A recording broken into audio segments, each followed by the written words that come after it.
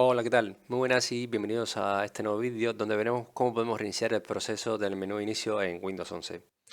Microsoft separó el menú inicio de su propio proceso llamado Start Menu Experience Host y esto significa, o esto tiene una serie de beneficios, incluida la simplificación de la depuración y el aumento del inicio de posibles problemas que afecten a otras superficies. Por lo tanto, si no te funciona el inicio, ya podemos reiniciar este proceso y comprobar si después de esto ya te funciona. Entonces, para poder reiniciar esto solamente tendremos que entrar al administrador de tareas y una vez que entremos al administrador de tareas verás que tienes un proceso llamado inicio.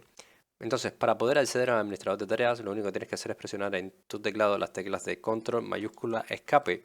Estas las presionaremos a la vez y se nos abrirá el administrador de tareas, ¿vale? Entonces aquí en la pestaña de procesos vamos a buscar un proceso que se llama inicio. Vamos a buscarlo por ahí y lo tendremos aquí ya localizado. Una vez que lo hemos localizado, lo que vamos a hacer es un clic sobre finalizar.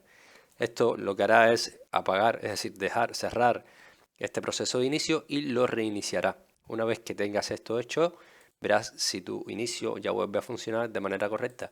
Espero que este vídeo te haya ayudado, te haya gustado. Si es así, como siempre te digo, te invito a que me dejes tu like, suscríbete a nuestro canal y por supuesto nos vemos en un siguiente vídeo.